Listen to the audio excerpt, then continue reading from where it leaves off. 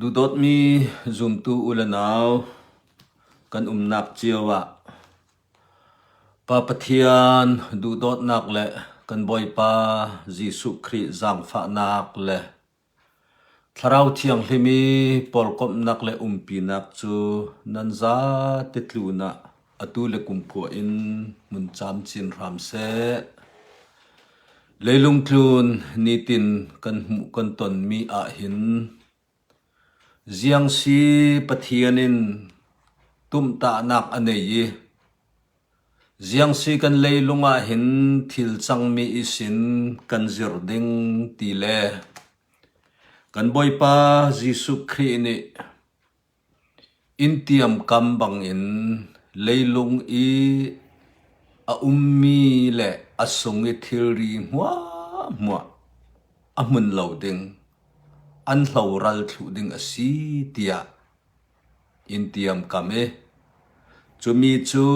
เลยลงตูนะอาจังวีวาวเจียงตินกิมฮี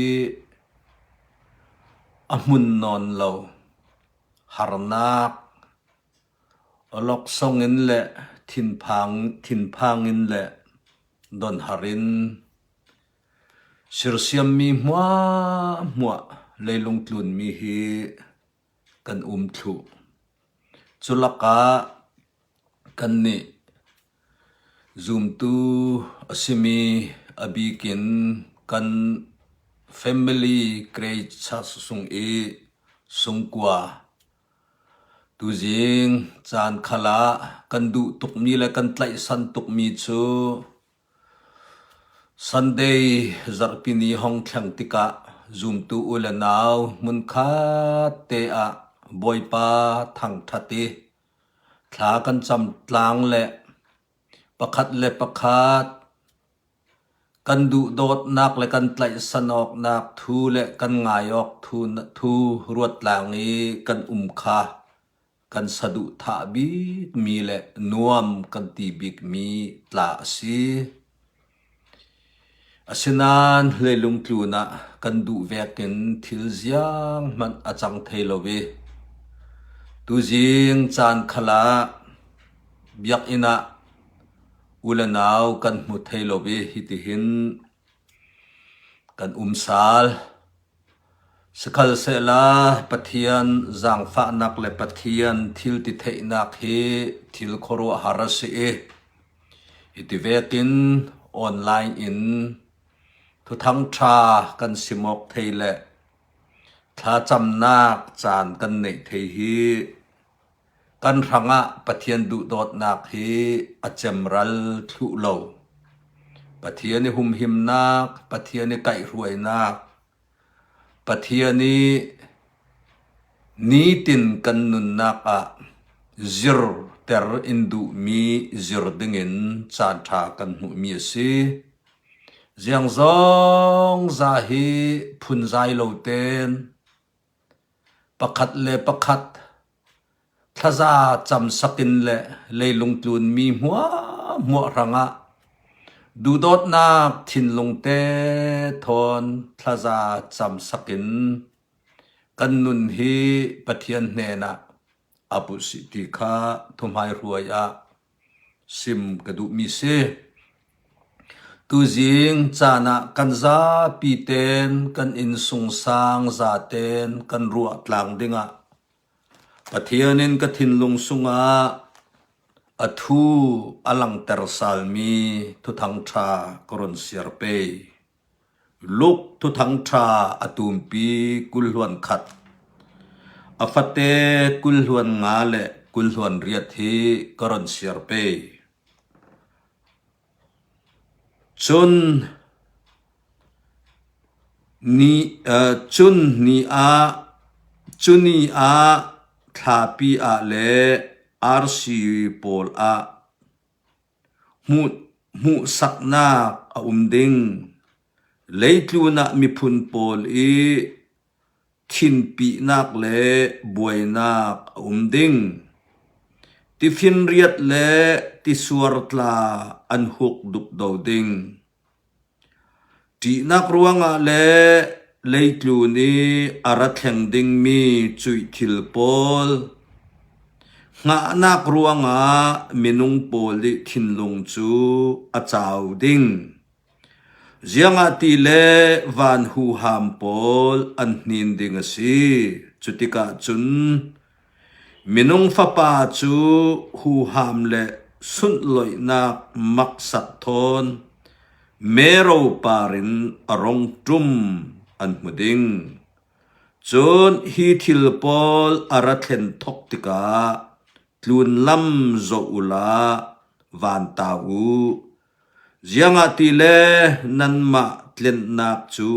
anai zo asi ati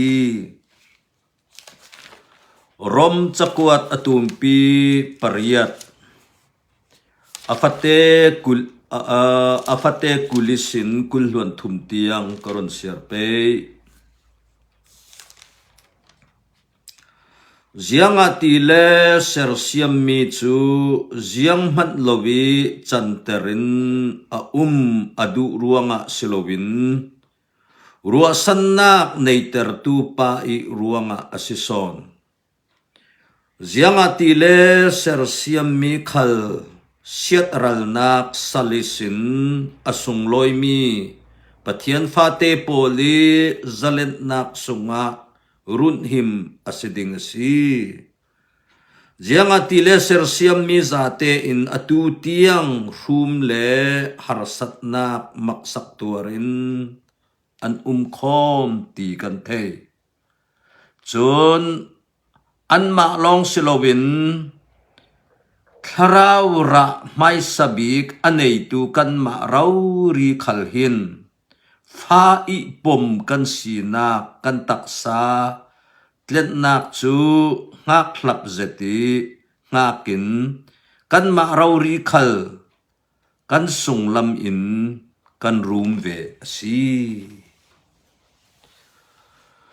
tisuna kan zaten kan ruat lang ding mi kan thutlang pi chu tlun lam zo bu ti siding thacham na kron nei ta ding kan biak mi chung nung bik boy pa kan pathian van chung hi na to nak asi leilung hi na keret nak asi vanisin leilung pum puluk hi na zo ring ring nang mai hui la mel sam kengin sir siam mi milai hin ziang tika so kataw nak van chung an zo ve dingi bom nak indil dingi ka bom hai ding rundam dua zovni so kanhena tha an cham tia van chung sin in zo ring ring ti kan thei mi ni hin kan na in ngam ter leilung tu na fa le hi kan vok lam kan ke lam kan mai lam kan dung lam kan zo tika thin phan na tra nak don har nak nat nak shik rai thalowin leilung hi akhat pakhat le pakhat remok nak lo dowok nak le huatok nak longen akhat mi leilunga kan mi hek chu hi don har nak zo in kan thin lung achawi kan taksa abangi kan beya dong Luai a boy pa Jesu Kri tlun lam he zo u tia in cha ta mi thu thang tha angai tu na fanhyang la za te tlun a nangma kan lo mu fia ni nangma kan lo thei thia mi nangma thei thiam na kan nun athane Thazaang cha nak thal le lung oi nak thal le na chin lung kan hui kan nei sal nak dinga tuisu na nasal kamur ka thiang lim lo wi thiang lim terola kan za te ranga athiang lim mi na du dot na zang fa thin lung in nei tel ramo kan chan hua na kuta ron lo hlan in rundam tu boy pa Jesu Christ na minin tha kan cham boy pa kan pathian. Amen. Krifa kan zup nak kan hil lovi kan thei ring mi chu leilung isin van rama kan fe ding leilung hi kan nak mun asilo kan khual tlon nak mun ase leilung hi kan chol ha dam nak mun khal asilovik zot zai nak le har sat nak kan tuar nak mun asiti zum tu polin kan the kan ranga kan chol ha dam nak dinga mun in pek mi chu van chung ram asi chu van chung ram a Fere rovin khual tlong mi kan si ti thei hi zoom tu thin lung a athupi bik mi pakhat ase Israel mi pol chu Egypt rama kum zali le kum som thum sal antantika an harsa tuki an tra nak le an ram nak sal sungi khem an si nak mo kha pathianin athei sak ngai I luat nak Egypt ramisin sal sungin luat nak apek ngai Egypt ramin an suaki Reilau te ni thum te a khorwa har olok songin an ti khakan thei sal sungin rundam na pathianin atua ngai tika thil khorwa har long te atua an ma itua mi thil pakat man a lo Chusin Egypt ramin an suak tika mai lama chun an fe minung lamin an fe nak an lam zin chu tipi thuan thum vatan ding asitham minung in tipi thuan thum tan ti chu milai si nakin achang thailo mi se Dung lamin le Egypt ral kapol ni anma that dinga an rak doi mai lam an zawa le fe na kan thelo dung lam an zawa le an ti to Israel mi pol an to khomi an huai tu Moses kha na pin an chamriam ziang ruanga hitilom ma mi har sat na tuar dingin chun in tua Egypt sala kan rak tangu sala athason si tia an phun zai chiam cho July a an huai tu Moses ni chun onem ten mo Israel mi pol kan pathian ni hin ziang atua ding ti long hi zobu chumi long zobu phun zai lau tui su na ziang pathianin kan tu na atua ding ti hi theyo kan ral hi indo saktu le kan ral inne saktu hi pathian amma asitia arak simrero July a chun pathian Israel mi hang a ziang zong za alai nat azang fa nak fam kim thon ahum him tu le sal song run suak tu pathian asina chem ni nei lo athil ti thei nak an tu na amun kan thei thu zo dung lamin Egypt mi pol ni ralka pol an rak doi mai lama fe atul se chui mai lami an fe nak dinga chun lam huai tu kha an ne na a umring ring ti kha an thei nil tho Israel mi pol ni Israel mi pol an mai lami lam huai tu kha tun an zo le mero zana asile tleu nakin pi ngai ti kha kan te kha an lam huai tu se kha angai nga ya chun kan boy pa Jisu Christ churuanga du dot mi ulanau zum tu tuisu na Thazaang lope kadu mi chu kan boy pa Jisu Christ Setan uknak sal sungisin sual sal sungisin har sat nak sungisin damlo nak nat nak rai thalo sungisin in him tu le in run suak tu kan boy pa Jisu Christ chu kan boy pa Jisu Christ chu in run dam in run suak long silowin atharau thiang lemin in chen chili in umpi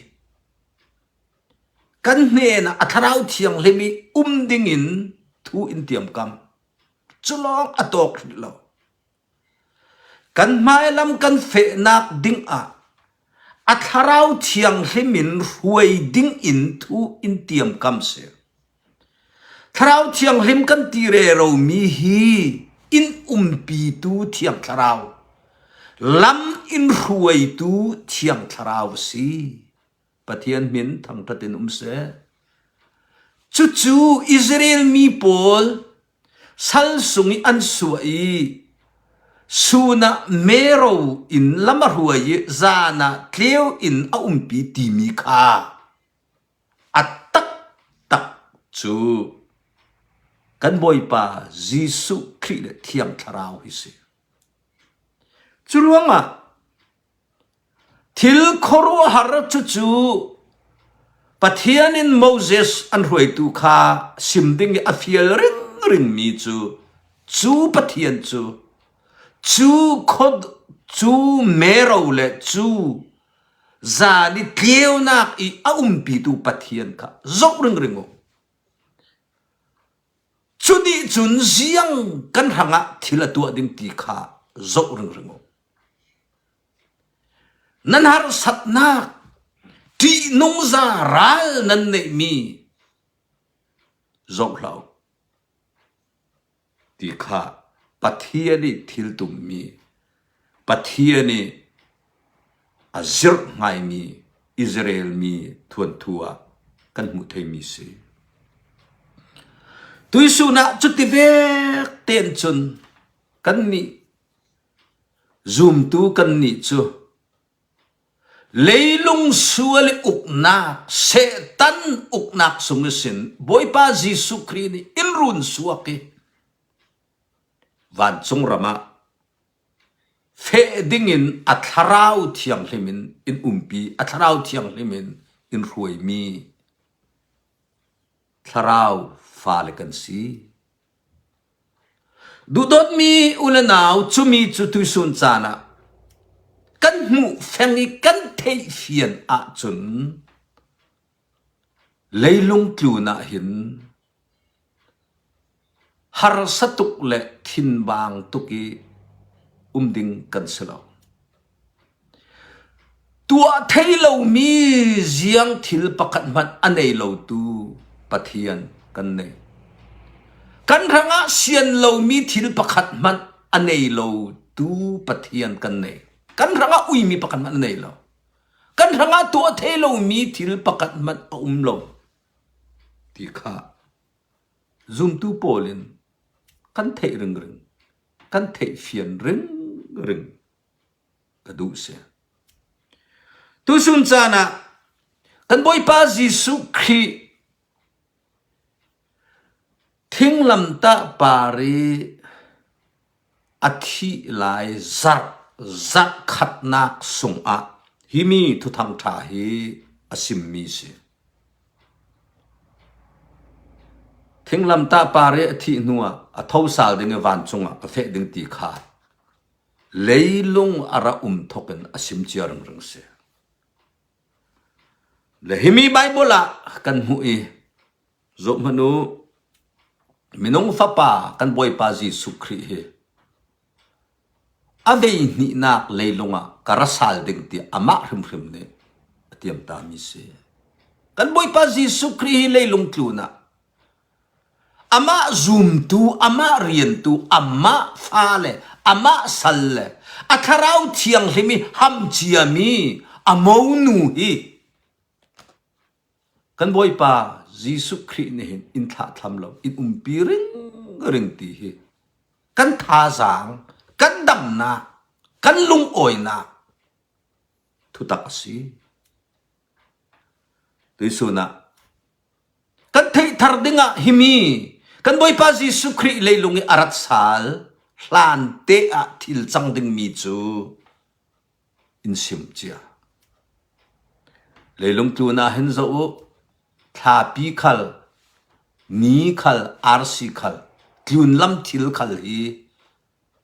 an ma kelin an loading an tap an ram ve an tur ve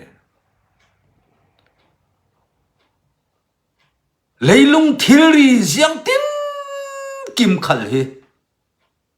zo ama amen thenon leilung tluna nan the mun danga chun tlang tla hi apua ke minung tampian thi ti suar le tilet athowi minung tampian thi ral he tia ram tin kima atho tuitana kan ni koram zo hitidin muna koram kan din mundang le ram danga nak nak thil khoru har covid-19 ronga leilung hi kan buai thu leilung tlun uktu la hroi tu khal khua karwa ta han at it ding ka zoom lo it lowin hin khu an rot tok ding ti hi karwa theu chu leilung tlu ni thil dan hi zok manu thil chang mi kan mu mi hi rot chiam chau sela kan tua thei mi le lo kan tan nak mun le lo leilung tlu na ahim nak khuala ram khala lo covid-19 nat nak him dua khoi tok tlan tum sala khoi so kan tlan chong ding ram tin ki ma thlu se ral lo nak hi zuam ne ko sela leilung tlu na hin zo manu him nak ding he non lo har nakin leilung hi akhat thlang atu lai chan te a kan tua ding mi le kan nun pi ding mi thil pakhat chu jang si kan boy pa Jesu Christ ne hi thil pol leilungi har sat nak thil pol minung i kan du lo mi nat nak ri rai thil thalo ni tin kan nun naka siat suwa tu se tan tuk for na nom chen nak apun pun zule sa in na nom nak ni minung tampi arway lut nak pol hi thil pol hi zo manu anet naka chun minung kan tu na harsat nak clearin akhat buai nakin akhat himi lai a hin kan boy pa Jesu Christ in cha ta mi chu nan ni chu tlun lam ron zo u tia in cha ta mi afan yang le kan si hitivek chan te hen ule naw kan ni chu leilung zo ding kan selo leilung khat lam zo ding kan selo kan zo wa chun don harin kan ding thin bangun kan ding kan zup na kan thel bang ding kan hloral pang ding himi lai a toi ten a toi te trong phang chu jiang si tlun lam zo thiam se tlun lam zo thiam se tlun lam zo kan ti te ka tlun lama chun zo van chung a ume chu van chung a chun kan boy pa kan pathian ato na asilo le kan ma run tu kan boy pa Jesu hi van chung a apai vok lam kama atovi kan ranga bom nak dilin tha in cham sak ring chumi kan ma bom tu kan ma run dam tu kan ma hum him tu kan ma kil khoi tu ding van chung a ti theu sela chu van chung chu zo ring ring se van chung zo ngil lau se chu kan him nak ding ase chu kan luat nak ding ase chu kan dam nak ding ase churuanga dudot mi ulanaw mi thiang pol khalin rom ko ran rom zoom tu pol nena hitin sim ulanaw sir siam mi siang zong zahi har satna an tuar thu an na thu himi mua sunga himi mua laka tharau i ra mai sabik ati chu zo hun si kan boy pa Jesu Christ azum tu hi tharau thiang hlim a chou tu a phale kan si chumi pol khalhi pathian phale pathian tharau thiang hlim a chou mi tharau ra mai sabik zoom tu ulanau hi kan si asinan leilung tuar naka kan umve kan tuar ve kan na ve kan thina phang ve leilung hi setan le adung thlun tu pol ni andu du in an uk andu du in an suasam andu du i umter andu du thil tua andu ta thim naka leilung tluna apun business lam kan zok tika leilung tlun kan umlaya tuan kan tul sumle pai chu kan tul thlu asinan leilung tluni million leilung tluni si puaji lama athiam tuk mi pol hi zok mano an thil tum pi chu leilung uk hi an tum ring ram pi si se leilung si se an mai du da ni si puaji lami si puaji mai nei tu business mai afe tu khal ni in leilung pi an mai du da uk an du thiam chu thil khoro har ruwa chiam chau ding aslam leilung thil chu ka ska leilunga uktu minung kan si bangin uktu kan tul ramtin kima uktu du nak thin lung atum tika akum nga no khalle an diriam lo kum ha no khalle an diriam lo kwa karwa thau mi chu leilung tlu ni president Paul prime minister Paul tla hi king kan ne mi Paul tla ka zo mano ke chu kum nga ka ok thang e tok se atimi hi an malte ding se kum nga ok kum rau kan du kum rau kan kum le nga ok kan du mre khat la chu an nun sung an dam sung leilung tlu ni ok an du se mai chu ti ve thiam in chun biak nak lam kan zo ti khala khri fa bu tin kima biak nak aphun tin kima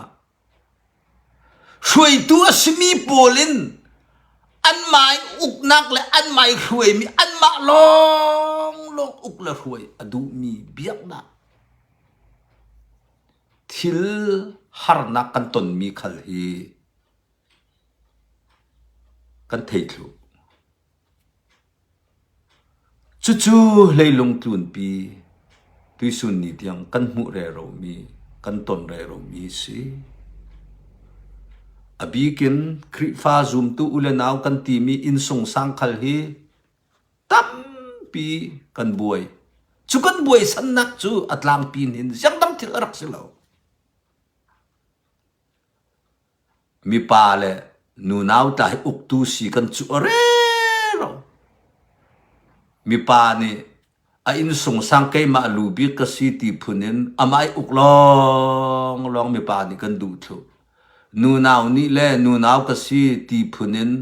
amai thu long in song sang uk le roi adu mi le lung tu nan kan tak tok ve tau asinan le lung tu na hin pathiani tumta mi le pathiani khorwa mi kan the ya chun leilung tu na hin adam thu sme bible kan zoom tak bible kan nun pi tak a chun leilung a hin buai na kar lo ko hani lu chu jisu christi ko han chu jisu ni ok ding se jisu christ lu chu pathian si chu kan the tu leilung tu na uktu president le prime minister tu na hin uktu chu pathian si chu thei se la leilung tu na hin leilung tu ni van chung achang ko ding e in sung khar khala hin in uktu chu mi pa i lu chu jisu si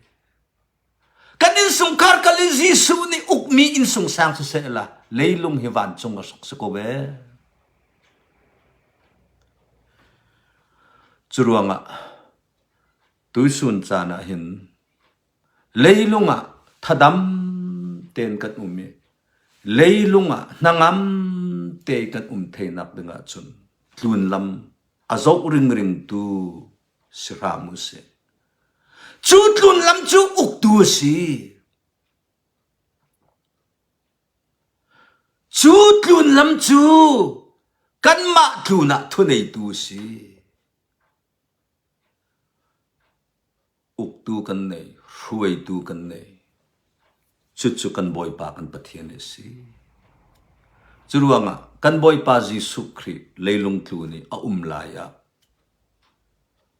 athu simmi ka thin lunga inne tule ka boy pa jisu christ ka zumna affector tu tong fang chu siang si tile kan boy pa jisu christ ne ka pa i du na tu ale in fiel mi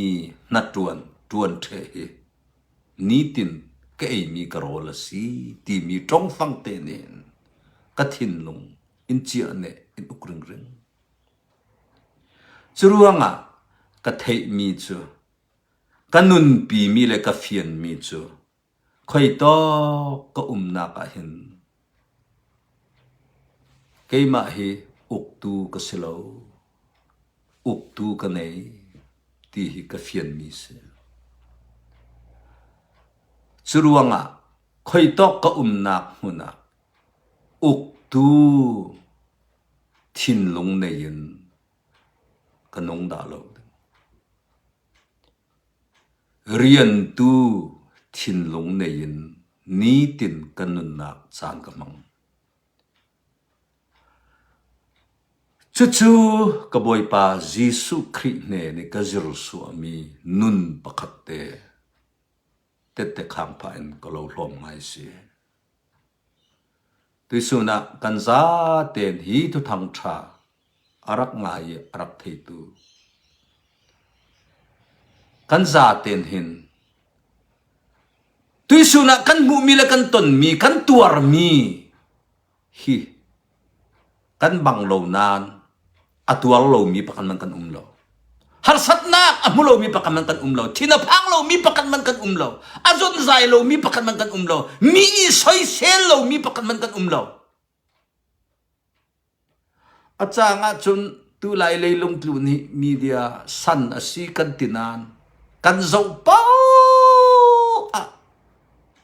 mi soi sel tu ta an rak ve chu khala tha thau thau ka ti ke ni chun mi phak tu khal an rak ve chu khala rak tha thau thau ziang pau rak mi aman dan kan thiama chun arua zia kan thiama chun thadam te ding se asinan ziang tin kim kan mu mi kan to na hin kan tuar mi long kha kan tuar nati kan ma long kan tuar sia chun ziang tik mana kan dam thelo ding churuanga kan dam nak kan nun nak kan ziang zong za tu na thu nei tu in uk tu kan pathian tlun lama ti thein tlun lam he azo ring tu sira mu se kan thin lung he tluna ring ram sa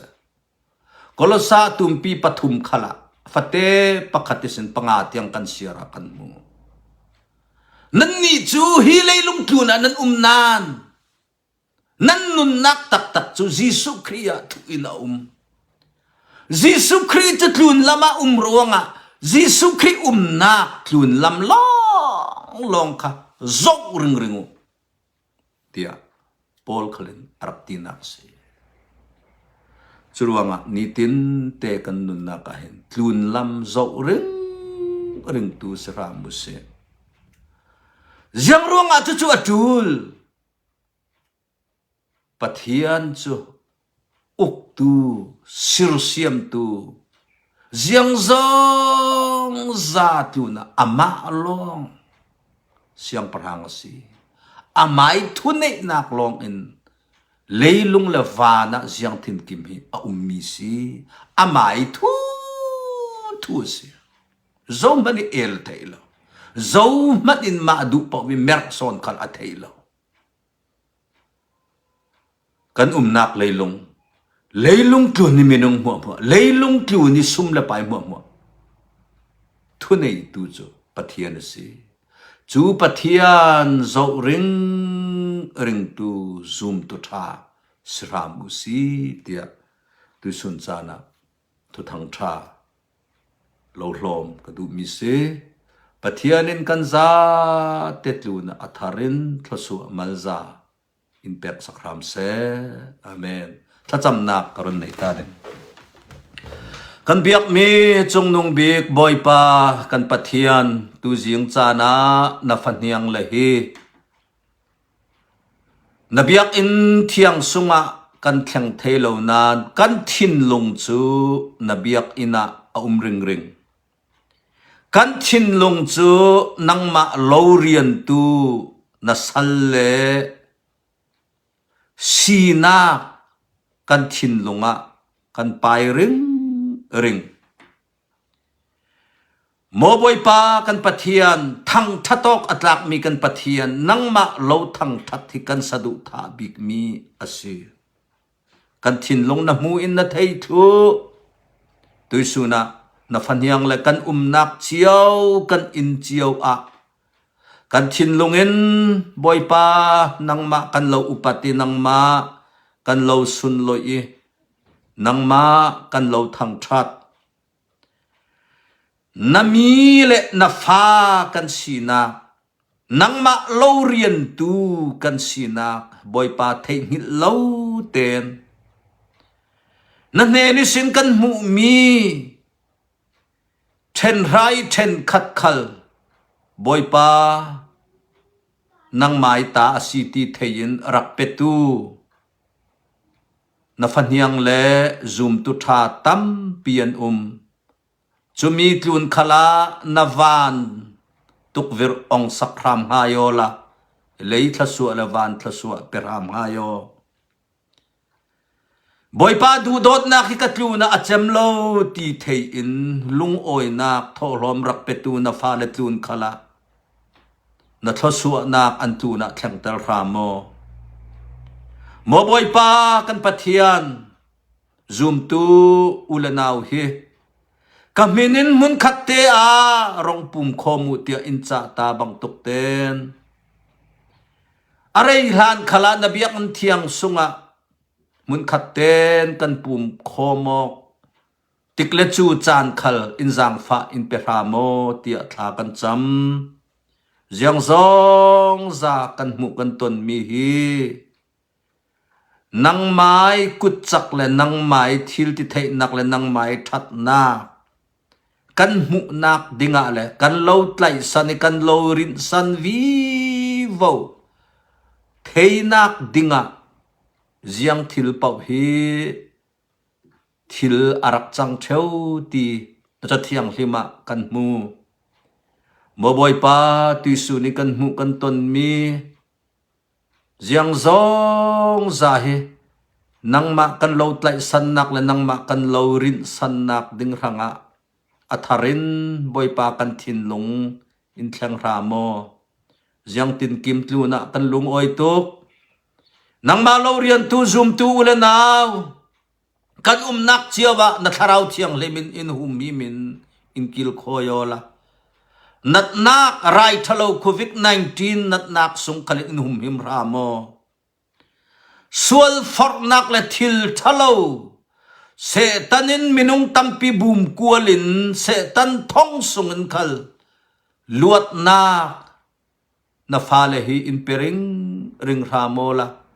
na tharau thiang lemin in kil khoi in nangma